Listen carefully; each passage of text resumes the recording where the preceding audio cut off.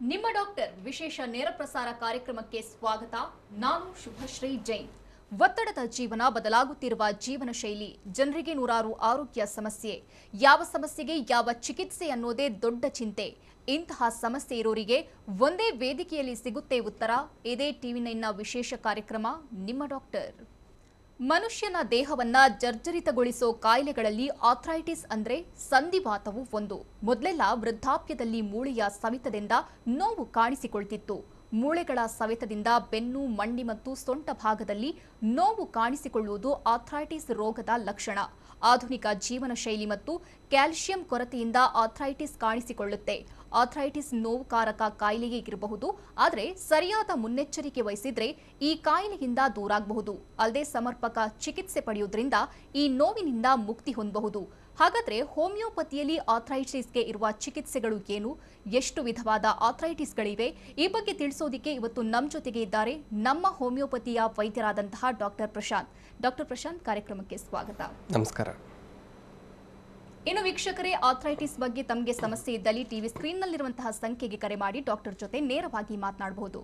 Doctor, ಮೊದಲನೆಯದಾಗಿ arthritis ಅಂದ್ರೆ ಏನು, ಜೊತೆಗೆ ಇದು ಕಾಣಿಸಿಕೊಳ್ಳೋದಿಕ್ಕೆ ಕಾರಣ ಏನು?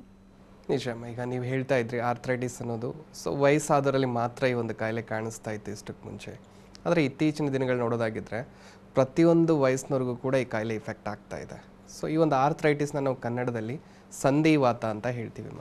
ಕಾಮನ್ ಆಗಿ ಜಾಯಿಂಟ್ಸ್ ಪೇನ್ ಅಂತ ಕೂಡ ಕರಿತಾ ಇರೋದು ನೋಡ್ತಾ ಇರ್ತೀವಿ. ಅದರಲ್ಲಿ ಮಂಡಿ ನೋವಾಗಿರ್ಬೋದು, ಸೊಂಟ ನೋವಾಗಿರ್ಬೋದು, ಕತ್ತು ನೋವಾಗಿರ್ಬೋದು, ಶೋಲ್ಡರ್ ಪೇನ್ ಅಂತ ಹೇಳ್ತಾ ಇರೋದು ನೋಡ್ತಿರ್ತೀವಿ. ಈ ರೀತಿ ಯಾವುದು ಎರಡು ಮೂಳೆಗಳು ಕೂಡ್ಕೊಂಡಿದೆ ಆ ಒಂದು ಭಾಗದಲ್ಲಿ ನೋವು ಅನ್ನೋದು ಕಾಡ್ತಾ ಇದೆ.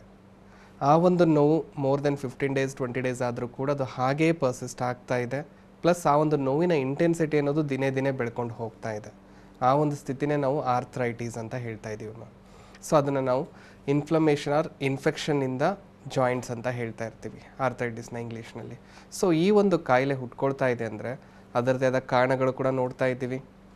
ಅದ್ರ ಜೊತೆಗೆ ಆರ್ಥ್ರೈಟಿಸಲ್ಲಿ ಹಲವಾರು ವಿಧಗಳು ಕೂಡ ನೋಡ್ತಾ ಇದ್ದೀವಿ. ಆರ್ಥ್ರೈಟಿಸ್ ಅನ್ನೋದು ಒಂದು ಹುಟ್ಕೊಂಡಿದೆ ಅಂದಾಗ, ಜಾಯಿಂಟ್ಸ್ ಪೇನ್ ಅನ್ನೋದು ಬರ್ತಾ ಇದೆ ಅಂದಾಗ, ಫಸ್ಟ್ ಆಫ್ ಆಲ್ ಅದು ಯಾವೊಂದು ವಿಧವಾದ ಆರ್ಥ್ರೈಟಿಸ್ ಇದೆ ಅನ್ನೋದು ತಿಳ್ಕೊಳ್ಳೋದು ತುಂಬ ಇಂಪಾರ್ಟೆಂಟ್ ಆಗುತ್ತೆ.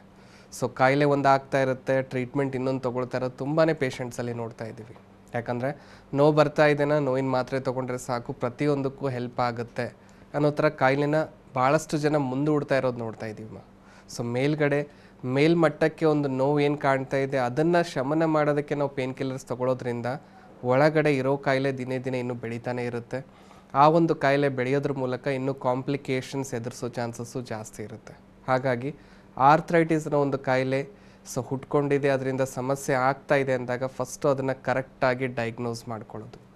ಡಯಾಗ್ನೋಸ್ ಮಾಡಬೇಕು ಅಂದರೆ ಏನು ವಿಧಗಳಿದೆ? ಜನರಲಿ 100ಕ್ಕಿಂತ ಜಾಸ್ತಿ ವಿಧಗಳು ನಾವು ಆರ್ಥ್ರೈಟಿಸಲ್ಲಿ ನೋಡ್ಬೋದು.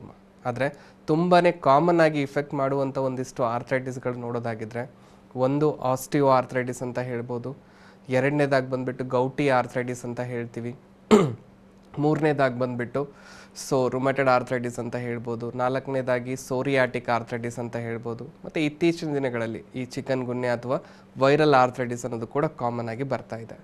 ಈ 4ರಿಂದ 5 ಆರ್ಥ್ರೈಟಿಸ್ ಏನಿದೆ ಅದನ್ನು ಕರೆಕ್ಟಾಗಿ ಯಾವೊಂದು ಆರ್ಥ್ರೈಟಿಸಿಂದ ನಾವು ಸಫರ್ ಆಗ್ತಾ ಇದ್ದೀವಿ ಅನ್ನೋದು ಡಯಾಗ್ನೋಸ್ ಮಾಡ್ಕೊಳ್ಳುವಂಥದ್ದು.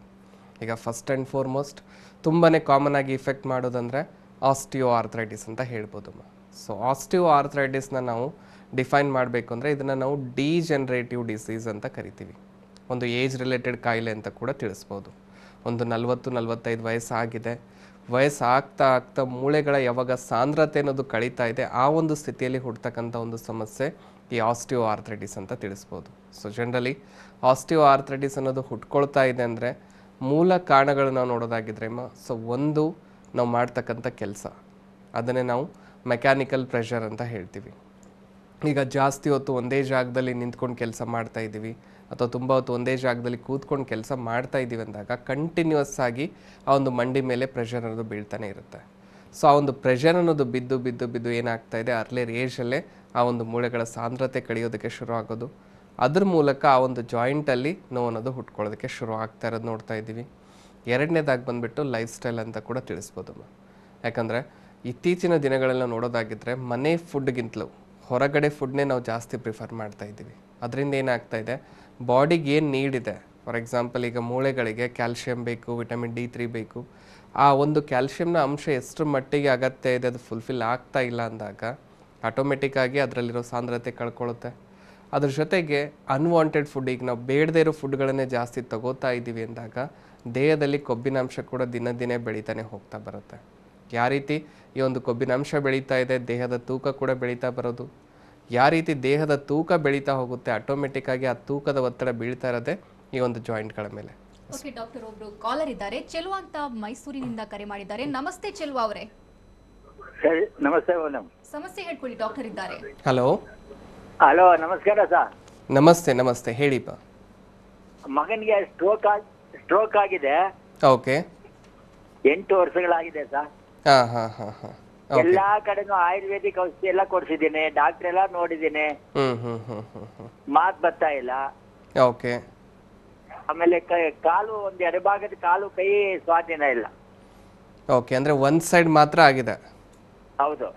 ಓಕೆ, ಎಷ್ಟೀಗ ಅವ್ರ ವಯಸ್ಸು? ಅವ್ರಿಗೆ 45 ವರ್ಷ ಆಗಿದೆ ಸರ್. 45 ವರ್ಷ. ಏನಾದರೂ ಪೆಟ್ಟಾಗಿತ್ತ ತಲೆಗೆ ಅಷ್ಟಕ್ಕೆ ಮುಂಚೆ? ಇಲ್ಲ ಸರ್, ಅದಕ್ಕೆ ಮುಂಚಿತವಾಗಿ ಏನು ಪೆಟ್ಟಿರ್ಲಿಲ್ಲ. ಓಕೆ. ಚೆನ್ನಾಗಿ ಕೆಲಸ ಮಾಡ್ಕೊಂಡಿದ್ದ, ಏನೋ ಆ ಥರ ಆಗ್ತದೆ ಸರ್. ಯಾಕಂದ್ರೆ ಏನು ಎಕ್ಸಾಕ್ಟಾಗಿ ಕಾರಣ ಹೇಗೆ ಶುರು ಆಯಿತು ಅನ್ನೋದು ಗೊತ್ತಿಲ್ಲ. ಅವನು ಡ್ರಿಂಕ್ಸ್ ಮಾಡ್ತಿದ್ದ. ಓಕೆ. ಕೆಳಗಡೆ ಟೈಲ್ಸ್ ಇದೆಯಲ್ಲ, ಟೈಲ್ಸ್ ಮೇಲೆ ಮಲಗಿದ್ದ, ಅವಾಗ ಸ್ಟ್ರೋಕ್ ಆಗ್ತಾ ಅವನಿಗೆ.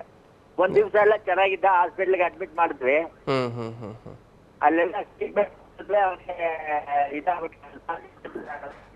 ಓಕೆ ಸೊ ಟೆನ್ಷನ್ ತಗೊಳ್ಳೋ ಅಗತ್ಯ ಇಲ್ಲ. ಈ ರೀತಿ ಸಮಸ್ಯೆಗಳು ಏನೇ ಇದ್ದಲ್ಲಿ ಹೋಮಿಯೋಪತಿಯಲ್ಲಿ ಒಳ್ಳೆ ಚಿಕಿತ್ಸೆ ಅನ್ನೋದು ಆಗ್ತಾ ಇದೆ. ತುಂಬಾ ಪೇಷಂಟ್ಸ್ ಬಂದು ಟ್ರೀಟ್ಮೆಂಟ್ ಕೂಡ ತಗೋತಾ ಇದ್ದಾರೆ. ಸೊ ಮೇಯ್ನಾಗಿ ಹೋಮಿಯೋಪತಿಕ್ ಕಾನ್ಸೆಪ್ಟ್ ಏನಿರುತ್ತೆ ಅಂದರೆ, ನಾವಿಲ್ಲಿ ಮೇಲ್ಗಡೆ ನೋವು ಬಂತು ಅಂತ ಅದಕ್ಕೆ ಮಾತ್ರೆ ಕೊಡೋದು, ಅಥವಾ ಸ್ವಾಧೀನ ಕಳೆದೋಯ್ತು ಅಂತ ಅದಕ್ಕೆ ಮಾತ್ರೆ ಕೊಡೋದು ಅಂತಲ್ಲ.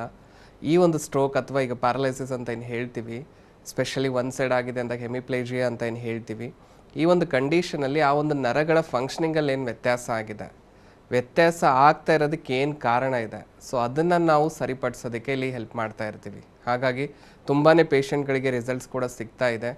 ಅದರಲ್ಲೂ ಹೋಮಿಯೋಪತಿಯಲ್ಲಿ ನಾವು nano genetic constitutional homeopathy medicines ಅಂತ ಹೇಳ್ತೀವಿ. ಅಂದರೆ ಇಂಡಿವಿಜುವಲ್ ಪರ್ಸನ್ಗೆ ಯಾವ ರೀತಿ ಮೆಡಿಸಿನ್ಸ್ ಅನ್ನೋದು ಸೂಟ್ ಆಗುತ್ತೆ, ಆ ಒಂದು ಮೆಡಿಸಿನ್ಸ್ ಕೊಟ್ಟಾಗ ಬಾಡಿ ಯಾವ ರೀತಿ ರಿಯಾಕ್ಟ್ ಮಾಡ್ತಾ ಇದೆ, ಅದರಲ್ಲಿ ಏನೇನು ಚೇಂಜಸ್ ಆಗ್ತಾ ಇದೆ ನೋಡಿಕೊಂಡು ಮೆಡಿಸಿನ್ಸ್ ಅನ್ನೋದು ಫಾಲೋಅಪ್ ಮಾಡೋದಕ್ಕೆ ಹೇಳ್ತಾ ಇರ್ತೀವಿ. ಸೊ ಒಂದು ಸಲ ಬಂದು ಭೇಟಿ ಆಗಕ್ಕೆ ಹೇಳಿ, ಫಸ್ಟ್ ಎಕ್ಸಾಮಿನೇಷನ್ ಮೂಲಕ ತಿಳ್ಕೊಳ್ಳೋಣ ಯಾವೊಂದು ಹಂತಕ್ಕೆ ಈಗ ಆ ಕಾಯಿಲೆ ತಲುಪಿದೆ ಅನ್ನೋದು ನೋಡೋಣ. ಅದ್ರ ಮೂಲಕ ಯಾವ ರೀತಿ ಮೆಡಿಸಿನ್ಸ್ ಅಗತ್ಯ ಇದೆ, ಏನು ಸಮಯ ಬೇಕಾಗ್ಬೋದು, ಸೊ ಟ್ರೀಟ್ಮೆಂಟ್ ಅಂತೂ ಇದೆ. ಒಂದು ಸಲ ಬಂದು ಭೇಟಿ ಆದಲ್ಲಿ ಹೆಲ್ಪ್ ಮಾಡ್ಬೋದು ನೋಡಿ. ಥ್ಯಾಂಕ್ ಯು ಚೆಲ್ವ ಅವರೇ ಕರೆ ಮಾಡಿದ್ದಕ್ಕಾಗಿ. ಇನ್ನು ಡಾಕ್ಟರ್, ರೋಗದ ಲಕ್ಷಣದ ಬಗ್ಗೆ ಹೇಳೋದಾದ್ರೆ, ಸಾಮಾನ್ಯವಾಗಿ ಗಂಟು ನೋವು, ಬೆನ್ನು ನೋವು ಇದ್ದೇ ಇರುತ್ತೆ. ಸಂಧಿವಾತ ಇದೆ ಅನ್ನೋದು ಹೇಗೆ ಗೊತ್ತಾಗುತ್ತೆ? ಜನರಲಿ ಈಗ ಎಷ್ಟೋ ಜನ ಪೇಷಂಟು ಮಸ್ಕ್ಯುಲರ್ ಪೇನ್ ಇದ್ದಾಗಲೂ ಕೂಡ ಆರ್ಥ್ರೈಟಿಸ್ ಅಂತ ಕ್ಲಿನಿಕಲ್ಲಿ ಬರ್ತಾ ಇರೋದು ನೋಡ್ತಾ ಇರ್ತೀವಿ. ಸೊ ಒಂದು ಜಾಯಿಂಟ್ಸ್ ಪೇನ್ ಅಥವಾ ಈ ಒಂದು ಆರ್ಥ್ರೈಟಿಸ್ ಸಂಧಿವಾತ ಅನ್ನೋದು ಆಗಿದೆ ಅನ್ನೋದು ಕನ್ಫರ್ಮ್ ಮಾಡ್ಕೋಬೇಕು ಅಂದರೆ, ಸೊ ಒಂದು ಜನರಲ್ ಎಕ್ಸಾಮಿನೇಷನ್ ಮೂಲಕ ನಮಗೆ ತಿಳ್ಕೊಳ್ಳೋದಕ್ಕೆ ಹೆಲ್ಪ್ ಆಗ್ತಾ ಇರುತ್ತೆ. ಆ ಒಂದು ಜಾಯಿಂಟಲ್ಲಿ ಮೂಮೆಂಟ್ ಯಾವ ರೀತಿ ಇದೆ, ಮತ್ತು ಜಾಯಿಂಟಲ್ಲಿ ಸ್ವೆಲ್ಲಿಂಗ್ ಏನಾದರೂ ಆಗಿದೆನಾ, ಮೂಮೆಂಟ್ ಮಾಡಿದಾಗ ನೋವಿನ ಇಂಟೆನ್ಸಿಟಿ ಯಾವ ರೀತಿ ಇದೆ, ಅದ್ರ ಮೂಲಕ ತಿಳ್ಕೊಳ್ಳೋದಕ್ಕೆ ಹೆಲ್ಪ್ ಆಗುತ್ತೆ. ಮತ್ತು ಪರೀಕ್ಷೆಗಳ ಮೂಲಕ ಆಡೋದಾಗಿದ್ದರೆ ಸೊ ಎಕ್ಸ್ರೇ ಅಥವಾ ಸ್ಕ್ಯಾನ್ ಮೂಲಕ ನಾವು ಕ್ಲಿಯರಾಗಿ ತಿಳ್ಕೊಬೋದು ಆ ಒಂದು ಜಾಯಿಂಟ್ನ ಯೂನಿಫಾರ್ಮಿಟಿ ಯಾವ ರೀತಿ ಇದೆ, ಅದರಲ್ಲಿ ಏನಾದರೂ ಇಂಬ್ಯಾಲೆನ್ಸ್ ಆಗಿದೆನಾ. ಯಾಕಂದರೆ ಒಂದು ಜಾಯಿಂಟು ಕಂಪ್ಲೀಟಾಗಿ ಫಂಕ್ಷನ್ ಆಗಬೇಕು ಅಂದರೆ ಆ ಜಾಯಿಂಟ್ನ ಮಧ್ಯೆ ಸೊ ಈ ಒಂದು ಲಿಕ್ವಿಡ್ ಥರ ಫ್ಲೂಯಿಡ್ ಏನಿರುತ್ತೆ, ಸೈನೋವಿಯಲ್ ಫ್ಲೂಯಿಡ್ ಅಂತ ಏನು ಹೇಳ್ತೀವಿ, ಆ ಒಂದು ಅಡಕ್ವೇಟ್ ಅಂದರೆ ಕ್ವಾಂಟಿಟಿ ಅನ್ನೋದು ಕಂಪ್ಲೀಟಾಗಿ ಇದ್ದಾಗ ಈ ಒಂದು ಮೂಮೆಂಟ್ ನಾರ್ಮಲ್ ಆಗೋದಕ್ಕೆ ಸಾಧ್ಯ ಆಗ್ತಾ ಇರುತ್ತೆ. ಯಾವಾಗ ಅದರಲ್ಲಿ ವ್ಯತ್ಯಾಸ ಆಗೋದಕ್ಕೆ ಶುರು ಆಗಿಬಿಡುತ್ತೆ, ನಮಗೆ ಕರೆಕ್ಟಾಗಿ ಮೂಮೆಂಟ್ ಮಾಡೋದಕ್ಕೆ ಆಗ್ತಾ ಇರೋದಿಲ್ಲ, ಸ್ವಲ್ಪ ಹೊತ್ತು ನಡೆದ್ರೂ ಕೂಡ ನೋವು ಆಗೋದಕ್ಕೆ ಶುರು ಆಗೋದು. ಎಷ್ಟೋ ಜನ ಕ್ಲಿನಿಕಲ್ಲಿ ಬಂದಾಗ ಹೇಳ್ತಿರ್ತಾರೆ, ಮೆಟ್ಲ ತಿಳಿಯೋಕ್ಕಾಗೋದಿಲ್ಲ ನನಗೆ, ಕೆಳಗಡೆ ಫ್ಲೋರಲ್ಲಿ ಕೂತ್ಕೊಳ್ಳೋಕ್ಕಾಗಲ್ಲ, ಅಥವಾ ಫ್ಲೋರಲ್ಲಿ ಕೂತಿದ್ದೀವ ಸಪೋರ್ಟ್ ಇಲ್ಲದೆ ಎದ್ದೇಳೋಕ್ಕೆ ಆಗೋದಿಲ್ಲ. ಸೊ ಈ ರೀತಿ ಹಲವಾರು ಸಮಸ್ಯೆಗಳನ್ನು ಎದುರಿಸ್ತಾ ಇರೋದು ನೋಡ್ತಾ ಇರ್ತೀವಿ. ಈ ಥರ ಒಂದು ಆಸ್ಟಿಯೋ ಆರ್ಥ್ರೈಟಿಸಲ್ಲಿ ಮೇಯ್ನಾಗಿ ಸಿಂಪ್ಟಮೆಟಿಕಲಿ ನೋಡೋದಾಗಿದ್ದರೆ, ಪ್ರತಿಯೊಂದು ಜಾಯಿಂಟ್ಸ್ ಪೇನಲ್ಲೂ ಇನಿಷಿಯಲಿ ಶುರು ಆಗೋದು ನೋವಿನ ಜೊತೆಗೆ. ಆ ಒಂದು ನೋವು ಅನ್ನೋದು ಕಾಣಿಸ್ಕೊಳ್ತಾ ಇದೆ ಅಂದಾಗ ಮೇಲ್ಗಡೆ ನಾವೇನು ಮಾಡ್ತೀವಿ, ಸ್ವಲ್ಪ ಮಸಾಜ್ ಮಾಡ್ಕೊಳ್ಳೋದು, ಅಥವಾ ಸ್ಪ್ರೇಗಳನ್ನು ಯೂಸ್ ಮಾಡೋದು, ಅಥವಾ ನೋವಿನ ಮಾತ್ರೆಗಳನ್ನು ಯೂಸ್ ಮಾಡಿಕೊಂಡು ಅದನ್ನು ಹಾಗೇ ಬಿಡ್ತಾ ಹೋಗ್ತೀವಿ. ಅವಾಗೇನಾಗುತ್ತೆ, ಸ್ಲೋ ಆಗಿ ಒಳಗಡೆ ನೋವಾಗೋದಕ್ಕೆ ಏನು ಕಾರಣಗಳಿದೆ ಅದು ಕಾರಣ ಇನ್ನೂ ಕಾಯಿಲೆನ ಜಾಸ್ತಿ ಮಾಡೋದಕ್ಕೆ ಶುರು ಮಾಡ್ತಾ ಬರುತ್ತೆ. ಆವಾಗ ಆ ಒಂದು ನೋವಿನ ಜೊತೆಗೆ ಅದೇ ಒಂದು ಜಾಯಿಂಟಲ್ಲಿ ಸ್ಲೋ ಆಗಿ ಊತ ಕಾಣಿಸ್ಕೊಳ್ಳೋದಕ್ಕೆ ಶುರು ಆಗ್ತಾ ಬರೋದು. ಯಾವಾಗ ಊತ ಬೆಳೆಯೋದಕ್ಕೆ ಶುರು ಆಗಿಬಿಡುತ್ತೆ, ಸ್ಲೋ ಆಗಿ ಅದೇ ಒಂದು ಜಾಯಿಂಟ್ನ ಮೂವ್ಮೆಂಟ್ ಮಾಡೋದ್ರಲ್ಲಿ ಕಷ್ಟ ಆಗೋದಕ್ಕೆ ಶುರು ಆಗೋದು. ಅಂದರೆ ಜಾಯಿಂಟ್ ಕಂಪ್ಲೀಟಾಗಿ ಫೋಲ್ಡ್ ಮಾಡೋದಕ್ಕೂ ಆಗ್ತಾ ಇಲ್ಲ. ಈ ರೀತಿ ಹಂತ ಹಂತವಾಗಿ ಕಾಯಿಲೆ ಬೆಳ್ಕೊಂಡು ಹೋಗ್ತಾ ಇರೋದು ನೋಡ್ತಾ ಇದ್ದೀವಿ. ಓಕೆ, ಇನ್ನು ಆಶಾ ಅಂತ ಹಾಸನದಿಂದ ಕರೆ ಮಾಡಿದ್ದಾರೆ. ನಮಸ್ತೆ ಆಶಾ ಅವರೇ. ನಮಸ್ತೆ ಮೇಡಮ್. ಡಾಕ್ಟರ್ ಇದ್ದಾರೆ, ಮಾತನಾಡಿ. ಹಲೋ, ಓಕೆ, ನಮಸ್ತೆ ಸರ್. ನಮಸ್ತೆ ಅಮ್ಮ. ನನಗೆ ಒಂದು 9 years ಬ್ಯಾಕ್ ಚಿಕನ್ ಗುನ್ಯಾ ಆಗಿತ್ತು. ಓಕೆ ಅಮ್ಮ. ಒಂದು 15 days ಅದೇ ಫೀವರ್ ಆಯಿತು. 15 days ಆದಮೇಲೆ ನನಗೆ ಜಾಯಿಂಟ್ ಪೇನ್ಸ್ ಶುರುವಾಯಿತು. ಅಲ್ಲಿಂದ ಇಲ್ಲಿವರೆಗೂ ನನಗೆ ಕಡಿಮೆ ಆಗಲೇ ಇಲ್ಲ sir. Okay. Starting 1 year Ayurvedic treatment ತಗೊಂಡೆ. ಅಲ್ಲಿಂದನೂ ನನಗೆ ಈಗಲೂ ತುಂಬಾ ಪೇನ್, ಕೂತ್ರೆ ಸ್ವಲ್ಪ ದೂರ ನಡೆಯೋದು ಕಷ್ಟ. ಫುಲ್ ಜಾಯಿಂಟ್ಸ್ ಎಲ್ಲೆಲ್ಲಿ ಸಣ್ಣ ಸಣ್ಣ ಜಾಯಿಂಟ್ಸ್ ಇದೆ, ತುಂಬಾ ಪೇನ್ ಬರುತ್ತೆ. ಓಕೆ ಅಮ್ಮ. ಸೊ ಏನಾದರೂ ಪರೀಕ್ಷೆಗಳು ಮಾಡಿಸಿದ್ರಮ್ಮ? ಬ್ಲಡ್ ಟೆಸ್ಟ್ ಏನಾದರೂ? ಆ ತರ ಏನ್ ಮಾಡ್ಸಿಲ್ಲ ಸರ್, ಯಾವ್ದು ಟೆಸ್ಟ್ ಮಾಡ್ಸಿಲ್ಲ. ಅದೇ ಪೈನ್ಗೆ ಅಂತ ಒಂದೊಂದ್ಸರಿ ಯಾವಾಗ್ಲಾದ್ರೂ ತುಂಬಾ ಪೈನ್ ಬಂದಾಗ ಈ ಅಲೋಪತಿ ಟ್ರೀಟ್ಮೆಂಟ್ ತಗೊಳ್ತಾ ಇರ್ತೀನಿ ಅಷ್ಟೇ. ಬಿಟ್ರೆ ಬೇರೆ ಯಾವ್ದು ಇದಕ್ಕೆ ಪರ್ಟಿಕ್ಯುಲರ್ ಇದಕ್ಕೆ ಅಂತಾನೆ ಯಾವ್ದು ಟ್ರೀಟ್ಮೆಂಟ್ ತಗೊಂಡಿಲ್ಲ. ಓಕೆ ಅಮ್ಮ. ನಿಮ್ಮ ವಯಸ್ಸಮ್ಮ ಈಗ? 50. ಓಕೆ. ಸೊ ಒಂದು ನೋಡಿ, ಆಲ್ರೆಡಿ 8 ರಿಂದ 9 ವರ್ಷ ಆಯಿತು ಅಂತ ಹೇಳ್ತಾ ಇದ್ದೀರಿಮ್ಮ. ಫಸ್ಟ್ ಆ್ಯಂಡ್ ಫಾರ್ಮೋಸ್ಟ್ ಚಿಕನ್ ಗುನ್ನೆ ಅಂದರೆ ಈಗ ಯಾರಿಗೇ ಆಗಿರಲಿ ಈ ಥರ ಸಮಸ್ಯೆ ಕಾಣಿಸ್ಕೊಳ್ಳೋದು ಹೇಗಂದರೆ, ಇನಿಷಿಯಲಿ ಒಂದು ಜ್ವರ ಅಥವಾ ಕೆಮ್ಮು ನೆಗಡಿ ಈ ಥರ ವೈರಲ್ ಫೀವರಿಂದ ಈ ಸಮಸ್ಯೆ ಅನ್ನೋದು ಹುಟ್ಕೊಳ್ಳೋದು. ಅದಾಗಿ ಒಂದು ವಾರ 15 ದಿವಸದಲ್ಲಿ ಸ್ಲೋ ಆಗಿ ಜಾಯಿಂಟ್ಸ್ ಪೇನ್ ಸ್ಟಾರ್ಟ್ ಆಗುತ್ತೆ. ಅದೇ ಒಂದು ಜಾಯಿಂಟ್ಸ್ಗಳ ನೋವು ದಿನೇ ದಿನೇ ಬೆಳ್ಕೊಂಡು ಹೋಗೋದಕ್ಕೆ ಶುರು ಆಗ್ತಾ ಬರೋದು. ಎಸ್ಪೆಷಲಿ ಈ ಒಂದು ಕಾಯಿಲೆಯಲ್ಲಿ ಈ ಒಂದು ಫಿಂಗರ್ ಜಾಯಿಂಟ್ಸ್ ಆಗಿರ್ಬೋದು, ಅಂದರೆ ಚಿಕ್ಕ ಚಿಕ್ಕ ಮೂಳೆಗಳು ಎಲ್ಲಿ ಕೂಡ್ಕೊಂಡಿದೆ ಆ ಭಾಗದಲ್ಲಿ ನೋವು ಅನ್ನೋದು ತುಂಬಾ ಇರುತ್ತೆ. ಮುಂಚೆನೇ ಎದ್ದಾಗ ನಮಗೆ ಲೋಟ ಕೂಡ ಎತ್ತಕ್ಕಾಗೋದಿಲ್ಲ, ಅಷ್ಟರ ಮಟ್ಟಿಗೆ ನೋವು ಅನ್ನೋದು ಕಾಣ್ತಾ ಇರುತ್ತೆ. ಈ ಒಂದು ಜಾಯಿಂಟಲ್ಲಿ ಸ್ಟಿಫ್ನೆಸ್ ಅನ್ನೋದು ಕೂಡ ಕಾಡ್ತಾ ಇರುತ್ತೆ ಅಮ್ಮ. ಸೊ ಈ ಥರ ಸಮಸ್ಯೆಯಲ್ಲಿ ಒಂದಿಷ್ಟು ರಕ್ತ ಪರೀಕ್ಷೆಗಳು ತುಂಬಾ ಮುಖ್ಯ ಆಗುತ್ತೆ. ಒಂದು CRP ಅಂತ ಹೇಳ್ತೀವಮ್ಮ, ಸಿ ರಿಯಾಕ್ಟಿವ್ ಪ್ರೋಟೀನ್ ಅಂತ ಹೇಳ್ತೀವಿ. 0 ಇಂದ ಅಪ್ ಟು 6ವರೆಗೂ ಅದು ನಾರ್ಮಲ್ ಅಂತ ಕನ್ಸಿಡರ್ ಮಾಡ್ತೀವಮ್ಮ. ಅದು ಒಂದು ಚೆಕ್ ಮಾಡಿಸೋದಾಗಿರ್ಬೋದು. ಎರಡನೇದಾಗಿ ಬಂದುಬಿಟ್ಟು ESR ಅಂತ ಹೇಳ್ತೀವಿ ಅಮ್ಮ, ಅಂದರೆ ಎರಿಥ್ರೋಸೈಟಿಕ್ ಸೆಗ್ಮೆಂಟೇಷನ್ ರೇಟ್. ಅದನ್ನು ಚೆಕ್ ಮಾಡಿ 0 ಇಂದ ಅಪ್ ಟು 20ವರೆಗೂ ಅದನ್ನು ನಾರ್ಮಲ್ ಅಂತ ಕನ್ಸಿಡರ್ ಮಾಡ್ತೀವಿ. ಮೂರನೇದಾಗಿ ASLO ಆಗಿರ್ಬೋದು. ಮತ್ತು ಕೊನೆಯದಾಗಿ RA ಫ್ಯಾಕ್ಟರ್ ಕೂಡ ಇಲ್ಲಿ ಇಂಪಾರ್ಟೆಂಟ್ ಆಗುತ್ತೆ ಅಮ್ಮ. ಈ ಒಂದು 4 ಪರೀಕ್ಷೆಗಳನ್ನು ರಕ್ತ ಪರೀಕ್ಷೆಯಲ್ಲಿ ನೀವು ಮಾಡಿಸಿದಾಗ ಎಕ್ಸಾಕ್ಟಾಗಿ ಏನು ಸಮಸ್ಯೆ ಇದೆ, ಸೊ ಎಷ್ಟರ ಮಟ್ಟಿಗೆ ಆ ಕಾಯಿಲೆ ಬೆಳ್ಕೊಂಡಿದೆ, ಅದಕ್ಕೆ ಯಾವ ರೀತಿ ಟ್ರೀಟ್ಮೆಂಟ್ನ ಅಗತ್ಯ ಇದೆ, ಈ ಒಂದು ಕ್ಲಿಯರ್ ಆಗಿ ಮಾಹಿತಿ ಕೊಡೋದಕ್ಕೆ ಹೆಲ್ಪ್ ಆಗುತ್ತೆ. ಅದರಲ್ಲೂ ಹಾಸನ ಅಂತ ಹೇಳ್ತಾ ಇದ್ದೀರಾ, ಹಾಸನದಲ್ಲೂ ಕೂಡ ನಮ್ಮ ಹೋಮಿಯೋಪತಿ ಶಾಖೆ ಇದೆ. ಸೊ ಒಂದ್ಸಲ ಬಂದು ಆ ರಿಪೋರ್ಟ್ ಜೊತೆಗೆ ನೀವು ಭೇಟಿಯಾದಲ್ಲಿ ಎಕ್ಸಾಮಿನೇಷನ್ ಮೂಲಕ ಕಾಯಿಲೆ ಈಗ ಯಾವೊಂದು ಹಂತದಲ್ಲಿದೆ ಅಂತ ತಿಳ್ಕೊಂಡು ಸೂಕ್ತವಾದ ಟ್ರೀಟ್ಮೆಂಟ್ ಪ್ರೊವೈಡ್ ಮಾಡೋದ್ರ ಜೊತೆಗೆ ನಮ್ಮ ಹೋಮಿಯೋಪತಿಯಲ್ಲಿ ಯಾವುದೇ ರೀತಿ ಕೆಮಿಕಲ್ಸ್ ಆಗಲಿ, ಆ್ಯಂಟಿಬಯೋಟಿಕ್ಸ್ ಥರ ಆಗಲಿ ಅಥವಾ ಪೇನ್ ಕಿಲ್ಲರ್ ಆಗಲಿ ಇರೋದಿಲ್ಲಮ್ಮ. ಒಂದು ನ್ಯಾಚುರಲ್ ಆಗಿ ಯಾವುದೇ ರೀತಿ ಸೈಡ್ ಇಫೆಕ್ಟ್ ಇಲ್ಲದೆ ಇರುವಂಥ ಮೆಡಿಸಿನ್ಸ್ ಇದೆ. ಸೊ ಕರೆಕ್ಟಾಗಿ ಫಾಲೋಅಪ್ ಮಾಡಿದಲ್ಲಿ ಸಂಪೂರ್ಣವಾಗಿ ಸೊಲ್ಯೂಷನ್ ಪಡ್ಕೊಳ್ಳೋಕ್ಕೂ ಹೆಲ್ಪ್ ಆಗುತ್ತೆ ಅಂತ ತಿಳಿಸ್ಬೋದಮ್ಮ. ಥ್ಯಾಂಕ್ ಯು ಆಶಾ, ಕರೆ ಮಾಡಿದ್ದಕ್ಕಾಗಿ. ಇನ್ನು ಡಾಕ್ಟರ್, ಟೈಪ್ಸ್ ಆಫ್ ಆರ್ಥ್ರೈಟಿಸ್ ಬಗ್ಗೆ ಹೇಳೋದಾದ್ರೆ ಯಾವೆಲ್ಲ ವಿಧಗಳು ಇರುತ್ತೆ? ಸೊ ಜನರಲಿ ಅದರಲ್ಲಿ ಹೇಳ್ತಾ ಇದೆ ಆಸ್ಟಿಯೋ ಆರ್ಥ್ರೈಟಿಸ್ ಬಗ್ಗೆ. ಅದು ಬಿಟ್ಟರೆ ಸೆಕೆಂಡ್ ಮೋಸ್ಟ್ ಕಾಮನ್ ಅಂದರೆ ರುಮೆಟೆಡ್ ಆರ್ಥ್ರೈಟಿಸ್ ಅಂತ ಹೇಳ್ತೀವಿ. ಸೊ ಜನರಲಿ ಈಗ ಆಸ್ಟಿಯೋ ಆರ್ಥ್ರೈಟಿಸಲ್ಲಿ ನಾನು ಹೇಳ್ತಾ ಇದ್ದೆ, ವಯಸ್ಸು ಆಗ್ತಾ ಸಮಸ್ಯೆ ಅನ್ನೋದು ಹುಟ್ಕೊಳ್ತಾ ಇದೆ. ಸೊ ಅದರಲ್ಲೂ ನೀ ಜಾಯಿಂಟ್ ಬಗ್ಗೆ ನಾನು ಸ್ಟ್ರೆಸ್ ಮಾಡ್ತಾ ಇದ್ದೆ, ಅಂದರೆ ಲಾರ್ಜರ್ ಜಾಯಿಂಟ್ಸಲ್ಲಿ ಅದು ಇಫೆಕ್ಟ್ ಆಗ್ತಾ ಇತ್ತು. ಅಲ್ಲಿ ಡಿಫ್ರೆನ್ಸ್ ವೈಸ್ ನೋಡೋದಾಗಿದೆ. ಈ ರುಮೆಟೆಡ್ ಆರ್ಥ್ರೈಟಿಸಲ್ಲಿ ಏನಾಗ್ತಾ ಇದೆ, ಯಾವೊಂದು ವಯಸ್ಸಿನವ್ರಿಗಾದರೂ ಕೂಡ ಇಫೆಕ್ಟ್ ಮಾಡ್ಬೋದು. ಚಿಕ್ಕ ಮಕ್ಕಳಿಂದ ವೃದ್ಧಾಪವರೆಗೂ ಪ್ರತಿಯೊಬ್ಬರಲ್ಲೂ ಈ ಕಾಯಿಲೆ ಅನ್ನೋದು ಕಾಣಿಸ್ಕೊಳ್ತಾ ಇದೆ. ಹಾಗಾಗಿನೇ ಈ ಒಂದು ಕಾಯಿಲೆನ ನಾವು ಆಟೋ ಇಮ್ಯೂನ್ ಡಿಸೀಸ್ ಅಂತ ಕರಿತಾ ಇದ್ದೀವಿ. ನಮ್ಮ ಈ ಒಂದು ಇಮ್ಯೂನ್ ಸಿಸ್ಟಮ್ ಫಂಕ್ಷನಿಂಗಲ್ಲೇ ಯಾವಾಗ ವ್ಯತ್ಯಾಸ ಅನ್ನೋದು ಕಾಣಿಸ್ಕೊಳ್ತಾ ಇದೆ, ಅದ್ರ ಮೂಲಕ ಈ ಒಂದು ರುಮೆಟೆಡ್ ಆರ್ಥ್ರೈಟಿಸ್ ಅನ್ನೋದು ಹುಟ್ಕೊಳ್ತಾ ಇದೆ. ಮತ್ತು ಇಲ್ಲಿ ಇಫೆಕ್ಟ್ ಆಗುವಂಥ ಜಾಯಿಂಟ್ಸ್ಗಳು ನೋಡೋದಾಗಿದ್ದರೆ, ಈ ಒಂದು ಚಿಕ್ಕ ಚಿಕ್ಕ ಮೂಳೆಗಳು ಎಲ್ಲಿ ಕೂಡ್ಕೊಂಡಿದೆ, ಅಂದರೆ ಈಗ ಫಿಂಗರ್ ಜಾಯಿಂಟ್ಸ್ ಆಗಿರ್ಬೋದು, ಕಾಲಲ್ಲಿರೋ ಬೆರಳುಗಳಿರೋ ಜಾಯಿಂಟ್ಸ್ ಆಗಿರ್ಬೋದು, ಈ ಒಂದು ಜಾಯಿಂಟ್ಸಲ್ಲಿ ಇನಿಷಿಯಲಿ ನೋವು ಅನ್ನೋದು ಕಾಡೋದಕ್ಕೆ ಶುರು ಆಗೋದು.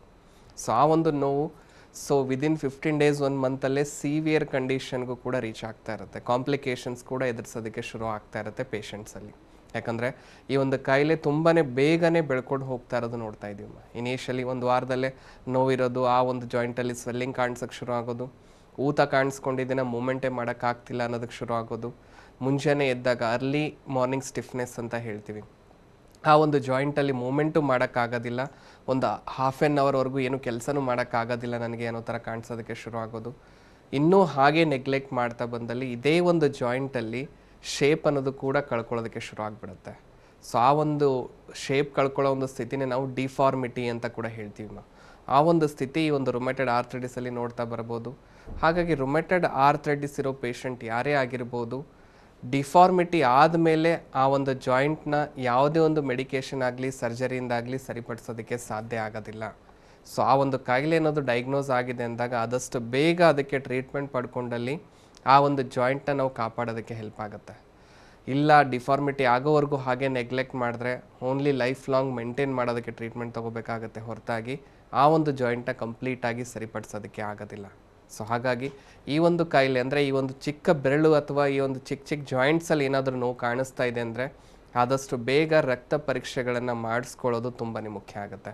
ಇಷ್ಟಕ್ಕೆ ಮುಂಚೆ ಕೂಡ ಹೇಳ್ತಾ ಇದ್ದೆ, CRP ಆಗಿರ್ಬೋದು, ESR ಆಗಿರ್ಬೋದು, ASLO ಆಗಿರ್ಬೋದು ಮತ್ತು RA ಆಗಿರ್ಬೋದು, ಈ 4 ರಕ್ತ ಪರೀಕ್ಷೆಗಳನ್ನು ಮಾಡಿಸ್ಕೊಂಡಲ್ಲಿ ನಿಮಗೆ ಕ್ಲಿಯರಾಗಿ ಗೊತ್ತಾಗುತ್ತೆ ಇದು ರುಮೆಟಾಯ್ಡ್ ಆರ್ಥರೈಟಿಸ್ ಇದೇನಾ ಇಲ್ಲ ಅನ್ನೋದ್ರ ಬಗ್ಗೆ. ಇಲ್ಲ ಅಂದಾಗ ಆರಾಮಾಗಿ ಟ್ರೀಟ್ಮೆಂಟ್ ತೊಗೊಳ್ಳಿ, ತೊಂದರೆ ಇಲ್ಲ. ಆ ಥರ ಏನಾದರೂ ಡಯಾಗ್ನೋಸ್ ಆಗಿದೆ ಅಂದರೆ ಆದಷ್ಟು ಬೇಗ ಟ್ರೀಟ್ಮೆಂಟ್ ಪಡ್ಕೊಂಡಲ್ಲಿ ಆ ಒಂದು ಕಾಂಪ್ಲಿಕೇಶನ್ಸ್ನ ಬರದೇ ಇರೋ ಥರ ನೋಡ್ಕೊಳ್ಳೋದಕ್ಕೆ ಹೆಲ್ಪ್ ಆಗುತ್ತೆ ಅಂತ ತಿಳಿಸ್ಬೋದಮ್ಮ. ಓಕೆ ಡಾಕ್ಟರ್, ಒಬ್ರು ರಫೀಕ್ ಅಂತ ಬೆಳಗಾವಿಯಿಂದ ಕರೆ ಮಾಡಿದ್ದಾರೆ. ನಮಸ್ತೆ ರಫೀಕ್ ಅವರೇ. ನಮಸ್ತೆ ಮೇಡಮ್. ಡಾಕ್ಟರ್ ಇದ್ದಾರೆ, ಮಾತನಾಡಿ. ಹಲೋ. ಹಲೋ, ನಮಸ್ತೆ ರಫೀಕ್ ಅವರೇ, ಹೇಳಿ. ನಮಸ್ತೆ ಸರ್. ಹೇಳಿ ಸರ್. ಹೇಳಿಪ್ಪ, ಏನು ಸಮಸ್ಯೆ ಇತ್ತು? ಸರ್ ನಂದು ನಡ್ನು ಮತ್ತು ಮಂಡಿ ಪ್ರಾಬ್ಲಮ್ ಇದೆ ಸರ್. ಇನ್ನೊಂದ್ಸಲ ಹೇಳ್ತೀರಾ? ನಡ್ನು ಸರ್, ನಡದ್ ನೋವು. ಓಕೆ, ಸೊಂಟ ನೋವು ಇದೆ. ಸರ್ ನಾನು ಹಾಂ, ಎಷ್ಟು ದಿವಸ ಆಯಿತು? ಈಗ ಇದು ಒಂದು ವರ್ಷ 2 ವರ್ಷ ಆಗಿದೆ ಸರ್. 2 ವರ್ಷ ಆಗಿದೆ. ಏನು ಕೆಲಸ ಮಾಡ್ಕೊಂಡಿದ್ದೀರಾ ರಫೀಕ್ ನೀವು? ನಾವು ಇಲ್ಲಿ ಇದು ಗೌಂಡಿ ಕೆಲಸ ಮಾಡ್ತೇವೆ ಸರ್.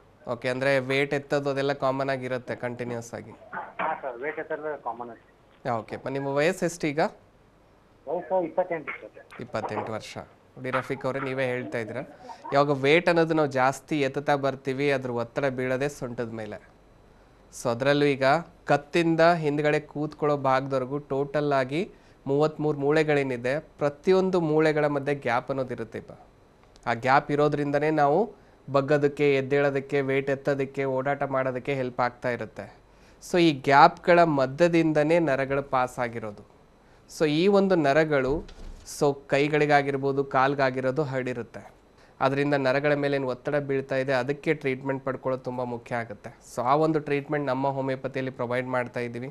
ಸೊ ಒಂದ್ಸಲ ಬಂದು ನೀವು ಭೇಟಿಯಾದಲ್ಲಿ ಎಕ್ಸಾಮಿನೇಷನ್ ಮೂಲಕ ಫಸ್ಟ್ ತಿಳ್ಕೊಳ್ಳೋಣ ಯಾವೊಂದು ಸ್ಟೇಜ್ವರೆಗೂ ಆ ಕಾಯಿಲೆ ಈಗ ಬೆಳ್ಕೊಂಡಿದೆ, ಯಾವ ರೀತಿಯ ಟ್ರೀಟ್ಮೆಂಟ್ ಅಗತ್ಯ ಇದೆ, ಏನು ಸಮಯ ಬೇಕಾಗ್ಬೋದು ಅಂತ ತಿಳಿಸ್ಬಿಟ್ಟು ಒಂದು ಸೂಕ್ತವಾದ ಟ್ರೀಟ್ಮೆಂಟ್ ಪ್ರೊವೈಡ್ ಮಾಡೋದ್ರಲ್ಲಿ ಹೆಲ್ಪ್ ಮಾಡ್ಬೋದು ನೋಡಿಪ್ಪ. ಥ್ಯಾಂಕ್ ಯು ರಫೀಕ್, ಕರೆ ಮಾಡಿದ್ದಕ್ಕಾಗಿ. ನೀವು ಸಂಕ್ಷಿಪ್ತವಾಗಿ ಹೇಳೋದಾದರೆ ಟ್ರೀಟ್ಮೆಂಟ್ ಪ್ರೊಸೀಜರ್ ನಮ್ಮ ಹೋಮಿಯೋಪತಿಯಲ್ಲಿ? ಸೊ ಜನರಲಿ ಅಪ್ರೋಚ್ ಬಗ್ಗೆ ನೋಡೋದಾಗಿದ್ರೆ ಫಸ್ಟ್ ಆ್ಯಂಡ್ ಫಾರ್ಮೋಸ್ಟ್ ಇಲ್ಲಿ ನಾವು ಟೆಂಪ್ರರಿ ಟ್ರೀಟ್ಮೆಂಟ್ ಅನ್ನೋದ್ರ ಬಗ್ಗೆ ಕಾನ್ಸಂಟ್ರೇಟ್ ಮಾಡ್ತಾ ಇಲ್ಲ. ಯಾರಿಗೆ ಆಗಿರ್ಬೋದು ಒಂದು ಕಾಯಿಲೆ ಅನ್ನೋದು ಹುಟ್ಕೊಂಡಿದೆ ಅಂದರೆ ಅದನ್ನು ಬುಡ ಸಮೇತ ಹೇಗೆ ತೆಗೆದು ಹಾಕಬೇಕು. ಸೊ ಮಂಡಿ ನೋವು ಆಗಿರ್ಬೋದು, ಸೊಂಟ ನೋವು ಆಗಿರ್ಬೋದು, ಕತ್ತು ನೋವು ಆಗಿರ್ಬೋದು, ಈ ಥರ ನೋವುಗಳು ಬರ್ತಾ ಇದೆ ಅಂದರೆ ನೋವು ಹಿಂದ್ಗಡೆ ಏನು ಕಾರಣಗಳಿದೆ, ಮೂಳೆಗಳ ಸಾಂದ್ರತೆ ಕಳೀತಾ ಇದೆನಾ, ಆ ಒಂದು ಜಾಯಿಂಟ್ ಮಧ್ಯೆ ಇರೋ ಫ್ಲೂಯಿಡ್ನ ಕ್ವಾಂಟಿಟಿಯಲ್ಲಿ ವೇರಿಯೇಷನ್ ಆಗಿದೆನಾ, ಜಾಯಿಂಟ್ನ ಈ ಒಂದು ಗ್ಯಾಪ್ ಅನ್ನೋದು ಎಷ್ಟೋ ಪೇಷಂಟ್ಸಲ್ಲಿ ರೆಡ್ಯೂಸ್ ಆಗ್ತಾರದು ನೋಡ್ತಾ ಇದ್ದೀವಿ, ಅದ್ರ ಬಗ್ಗೆ ಸಮಸ್ಯೆ ಇದೆಯಾ, ಏನು ಆ ಸಮಸ್ಯೆಯಿಂದ ಕಾರಣದಿಂದ ಸಮಸ್ಯೆ ಅನ್ನೋದು ಹುಟ್ಕೊಂಡಿದೆ ಅಂತ ತಿಳ್ಕೊಂಡ್ಬಿಟ್ಟು ಆ ಒಂದು ಕಾರಣಕ್ಕೆ ನಾವು ಟ್ರೀಟ್ಮೆಂಟ್ ಅನ್ನೋದು ಇನಿಷಿಯಲಿ ಇಲ್ಲಿ ಪ್ರೊವೈಡ್ ಮಾಡ್ತಾ ಇದ್ದೀವಿ. ಹಾಗಾಗಿನೇ ಒಂದು ಪರ್ಮನೆಂಟ್ ಸೊಲ್ಯೂಷನ್ ಕೊಡೋದ್ರಲ್ಲಿ ಹೆಲ್ಪ್ ಆಗ್ತಾ ಇದೆ. ಮತ್ತು ನಮ್ಮ ಹೋಮಿಯೋಪತಿಯಲ್ಲಿ ಏನು ಮೆಡಿಕೇಷನ್ ಪ್ರೊವೈಡ್ ಮಾಡ್ತಾ ಇದ್ದೀವಿ, ಸೊ 1% ಯಾವುದೇ ರೀತಿ ಸೈಡ್ ಎಫೆಕ್ಟ್ ಆಗುತ್ತೆ ಅನ್ನೋ ಪ್ರಶ್ನೆನೂ ಇರೋದಿಲ್ಲಮ್ಮ. ಯಾಕಂದರೆ ನಾವೇನು ಮೆಡಿಸಿನ್ಸ್ ಕೊಡ್ತಾ ಇದ್ದೀವಿ ಅದರಲ್ಲಿ ಯಾವುದೇ ರೀತಿ ಕೆಮಿಕಲ್ಸ್ ಆಗಲಿ ಅಥವಾ ಪೇನ್ ಕಿಲ್ಲರ್ಸ್ ಆಗಲಿ ಅಥವಾ ಆ್ಯಂಟಿಬಯೋಟಿಕ್ಸ್ ಅನ್ನೋದಾಗಲಿ ಇರೋದಿಲ್ಲ. ಸೊ ಹಾಗಾಗಿ ಒಂದು ಸೈಡ್ ಎಫೆಕ್ಟ್ಸ್ ಇಲ್ಲ, ಇನ್ನೊಂದು ಪರ್ಮನೆಂಟ್ ಸೊಲ್ಯೂಷನ್ ಆಗ್ತಾ ಇದೆ.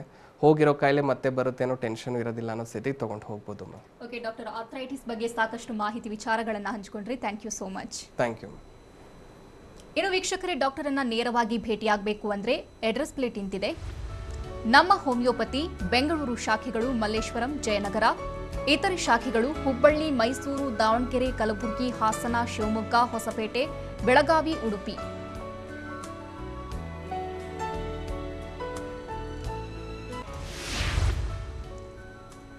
ಮಹಾರಾಷ್ಟ್ರ ಮುಂಬೈ, ಪುಣೆ, ಸೋಲಾಪುರ, ಕೋಲ್ಹಾಪುರ, ನಾಗ್ಪುರ, ಔರಂಗಾಬಾದ್, ನಾಸಿಕ್.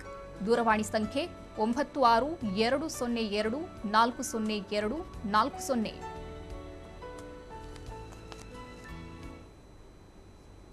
ಇದು ಇವತ್ತಿನ ನಿಮ್ಮ ಡಾಕ್ಟರ್. ನಿರಂತರ ಸುದ್ದಿಗಾಗಿ ನೋಡ್ತಾ ಇರಿ TV9.